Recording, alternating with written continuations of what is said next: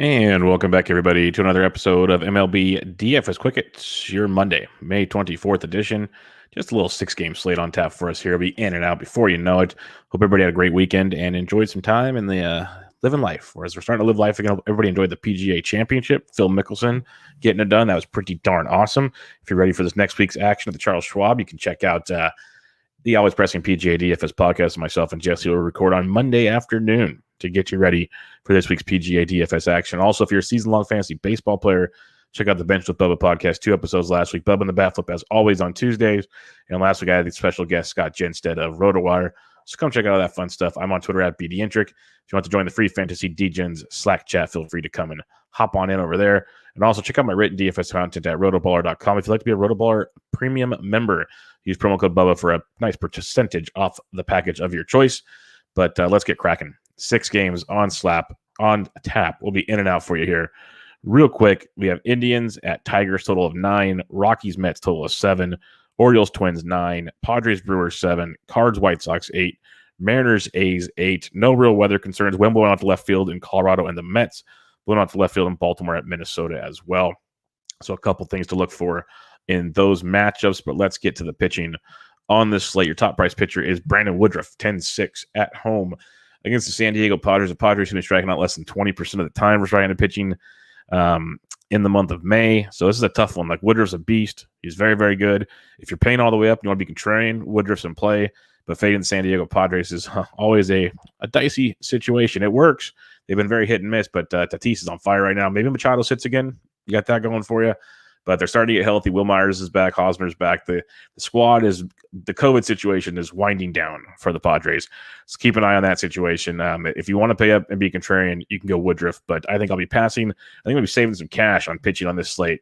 And the top price guy I'm looking at, and I'm not even sure he's my top play, is Blake Snell at $8,900 at the Milwaukee Brewers.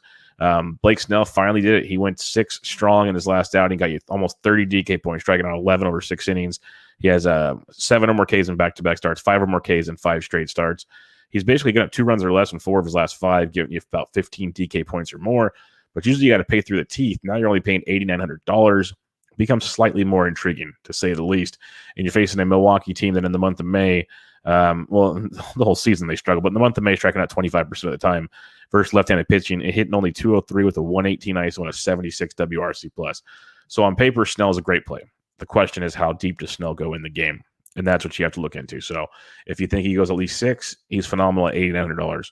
He's got to get you that, though. Otherwise, there's other guys on the slate that could probably get things done for you. Speaking of other guys, Spencer Turnbull, $7,900 at home against the Cleveland Indians. Turnbull coming off the no-no against the Seattle Mariners. And prior to that, a great start against the Kansas City Royals. He's been very, very effective of late. And we knew that because last year he showed signs of being very, very good. But back-to-back, just absolute gems.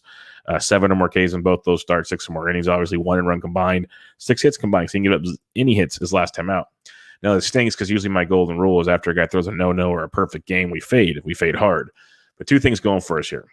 6-game slate, and he's facing the Cleveland Indians, one of the 3 teams that's been no-hit twice. So it's like this checks the boxes, and he's not that expensive. Usually the guys that throw no-nos, they get priced up pretty big time. He's only $7,900 facing a Cleveland team striking out 24% of the time versus righties in the month of May, hitting 221 with a 182 ISO and a 90 WRC+. Low average, below average overall, decent power. So like Jose Ramirez might run into one or something, but as a whole, Turnbull at 79, and that's why it's intriguing to me. Maybe save $1,000 off Blake Snell, go to Spencer Turnbull. Seems like an option on this slate as we start breaking things down. Watching lineups is going to be very critical because, like you say, Kikuchi, not on him right now at $8,300. If the A's throw out a dumpster fire, we could look at that. But I am intrigued by a guy like David Peterson, 7K at home against the Colorado Rockies. Mentioned that wind blowing out to the left on that one, and Peterson's been very, very up and down, like 10.3, 26.9, minus 0.5, 21.7, 11.9. Like 3.9, 34.3. So we've seen the highs and the lows from Peterson. The thing is that causes a lot of those highs and lows. Doesn't give a lot of runs, 3 earned runs or less in every single start except his opener. So his last 7 starts, 3 earned runs or less.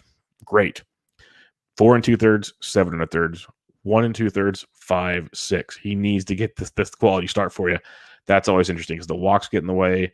Just different things get in the way with him. What's going good for him, though, is facing a Rockies team that's striking out 24% of the time in the month of May versus lefties. If you do lefties on the road, they're striking out well over 30% of the time versus left-handed pitching. So that brings the road Rockies into play against David Peterson at $7,000. Now let's save even more money. Like this is a shame this isn't a big slate with a bunch of pay-up spots at pitching and tons of awesome offensive spots, because we actually have some legit punt plays. One is Frankie Montas, $6,200 at home against the lowly Seattle Mariners, one of the three teams that have been no-hit twice. Just disgraceful offense. Got shut down in San Diego. Even Chris Paddock looked like a good pitcher. Like, it's crazy what's going on here. Yeah, Frankie Montas at $6,200. He basically 2 earned runs or less in 3 straight starts, 3 earned runs or less in 5 straight starts. He's gone at least 5 innings in all 5 of those starts, 6 innings in 3 of those 5, 6 or more Ks, or basically 4 or more Ks in every start, 5 or more in 3 of 5. It's just a matter of how deep does he go in the game. Otherwise, he's getting you basically 15 or more DK points every time at $6,200. That's outstanding. You get the Seattle Mariners offense, which is dreadful, 26% K rate against right-handed pitchers in the month of May, hitting a $189 with an 84 WRC plus. So Montas at 62 checks the boxes in a big way, because we know what Montas' ceiling can be. He just hasn't found it this year. The Mariners find a way to make Spencer Turnbull has got you 52 points. I'm not saying Montas is going to throw a no-no, but could he give us 6 or 7 strong innings with some strikeouts? Most definitely. So Montas at 62 is a strong play. And then the last one, bear with me, I had a half a glass of wine with dinner, so I'm not drunk. But Austin Gomber's $5,600 at the New York Mets. We've been Gomber before, but we've also done very well with Gomber. He's coming off 21.9, 6 innings, 1 earned at San Diego, 5 1/3 no earned at home versus San Diego. At Seattle, 5 innings, 5 earned. At Arizona, 6 innings, 2 earned. He's gotten you 12 or more points in 4 straight starts. He's back-to-back 21-plus point starts, 18 or more in 3 or 4 starts. He's $5,600. The strikeouts aren't an issue. 6 or more Ks in 3 straight starts, and he's limited the walks the last couple times. As long as he limits the walks, Austin Gomber can be very effective. Now he's facing a New York Mets team. I bet you if you walked into a bar right now, you could tell someone, hey, I will buy you a beer if you can name half of the starting lineup for the Mets. They won't, unless they listen to this show or some other equivalent situation, because you just don't know them. It's a dreadful offense that's just completely beat up by injuries. In the month of May, striking out 24% of the time versus lefties. That's probably gone even worse since they've hit all their injuries. Like Cameron Maybin's hitting 3rd. He wasn't even on a roster a week ago. That's where we're at right now. Johnny VR might be their best hitter right now. That's where we're at with the Mets. So Austin Gomber at $5,600. Yeah, baby. You know it. So recapping your pitching, you can pay up for Woodruff if you want. Otherwise, it's pretty much Blake Snell at 89, or you go to Turnbull at 79, Peterson at 7, Montas 62, Gomber 56. Right now, I think I'm having a threesome with Turnbull, Montas, and Gomber, getting all the bats I want. And in reality, the bats I want aren't that expensive, so I might just leave money on the table. We might just dance and leave money on the table and see what happens in this one. So let's talk about the bats on this slate. Catcher's position, the White Sox are one of the teams I love. You got your man Mercedes against the lefty Kim at 4,900. You got Mitch Garver at 48 versus Means. Means has been very good, but his last 2 starts been a little rocky. A little bit more John Means of old ever since he had that no-no. The Twins, they can get going. The right-handed bats are very strong. Wind blowing out the left field in that game. So Garver at 48 is intriguing. So is Sean Murphy at 46, who's crushing everything. Just not getting all the results for it, but the hard contact rate is still very, very good. So you can pay up at catchers tonight if you want it with Mercedes, Garver, or Murphy, or save some cash. You guys, Monty Grandal at 41 has been slowly heating up, went deep again on Sunday. So he's a guy you can take a peek at. Or one of my favorite saving spots the last week or so is Eric Haas of the Detroit Tigers. He's 3,400 versus the lefty Hinches, like Detroit tonight, which is scary for the situation. But he's in play if you're not using Gomber. Thomas Nito's been swinging it well. He's 3,100 for the Mets. Other than that, there's really nothing. Like Jake Rogers is 26. If you need a mega punt, he's there. And maybe Rortvet of Minnesota gets to start. He's 2,500, but I doubt he will, but he could if you want to punt. I'd rather just pay 26 for Jake Rogers, 34 for Haas, or pay up at the position if that's how things dictate out on this slate. First base position, Trey Boo at 55. He has been raking right now against Shoemaker. Love Baltimore tonight. Shoemaker's the pitch to contact, doesn't strike guys out. Trey Mancini has 4 of the last 5 games of 14 or more DK points. This is one you can really have a lot of fun with. Trey Boo, so 5,500. You can get on board there. Abreu went deep on Sunday. He likes hitting lefties, so if you're stacking the White Sox, that is one you want to have circled. Then Miguel Sano. Welcome back, Miguel Sano. He has 6 home runs in the last 10 games, hitting 297 in the last 10 games. He's averaging 13.3 points over the last 10 games. Miguel Sano is just crushing baseballs again. So he's 4,500 versus the likes of John Means. A few other ones here as you go down. If you want to fade Lance Lynn, Goldie's 41, sure. CJ Cron's 4K versus Peterson. If you want to go that route, I'm still paying up for now. But when you want to start saving some cash, Ryan Mountcastle's 3,500. He's first base outfield against Matt Shoemaker. He's in play for you. Miguel Cabrera is actually hitting the ball well. He's 3,400 versus Hinches. He's hitting 317 over his last 10 games. Double donged a few games ago. He's 3,400. You can put him in your Detroit stacks if you so choose. Same with Jonathan Scope. Those are both intriguing options there. Maybe Keston Hiura gets the call. He's 27. That'd be nice. Be really nice. And then Andrew Vaughn's $2,200, first base outfield eligible. And guess who he's facing? A lefty. We know how much he loves the lefties. He took Aroldis Chapman deep in the ninth on Sunday. So we love Vaughn versus a lefty. He's $2,200, first base outfield eligible. This is why you could probably just leave cash on the table if you choose on this night, because Vaughn's actually a good play, and he's $2,200. Second base position, Cronenworth, if you're fading Woodruff's 5,100. It's a little steep, folks, but when in Rome. Edmonds 46 if you're stacking St. Louis. That's in play. Otherwise, save some cash. The likes of Cesar Hernandez. If you're not using Turnbull, Cesar Hernandez is 3,900. That's not too shabby. Chad Pinder is on fire right now. He's 3,200. Like, the overall results aren't great, but I broke them down for my latest waiver wire column. I do the outfield waiver wire column every week at rotoballer.com. That part is free, so go check that out. And Pinder is less than like 5% owned in Yahoo leagues. He came back from the IL, and his hard hit rate's over 60% since his return. He's just smoking baseballs. He has 4 doubles and a home run in like the 4 games he's been back. So Chad Pinder at 32 should be in the lineup for lefty and Kikuchi. You can definitely go that for some value. Nick Madrigal at 3K is on board as well. So a couple nice numbers for you there. And then Brendan Rodgers is back for the Rockies. He's 25 hundo. Put up a 12 spot for you in his last outing. See if he's in the lineup. You're not going to need a lot of value, though, but he'd be one if you need it. Third base position, if you're not using Spencer Turnbull, Jose Ramirez at 58. Live play for you there. Matty Chapman at 49 versus Kikuchi as well. But Yohan Moncada at 47, switch hitting versus Kim.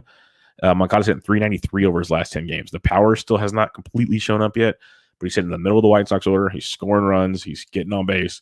Definitely got to look at 4,700. You got Kyle Seager at 42. He's always a GPP home run target if you want to go that way for a little value. Switch hitting Heimer Candelario at 36 versus Hinches. Johnny VR switch hitting at leading off for the Mets versus Gomber at 34. So a couple nice cheap third baseman options if you need to go that direction. Shortstop position, Tatis went deep again on Sunday. All the dude does is rake right now. He's $6,200 versus Woodruff. Timmy Anderson's 59 versus Kim. So nice little lefty matchup there for Tim Anderson. I mentioned Tommy Edman at 46. Nico Goodrum's 4K if you're stacking up Detroit. A few others for you, like Freddie Gallo's hitting second for the O's. He's 3,500, put up 12 points on Sunday. 12-9, 18-2, 17 over his last 5 games. Hitting second there if you're expecting Baltimore to pop off. Freddie Galvis, nice little look for you there. I am live, Quentin. I am very live. So don't you got you there, buddy.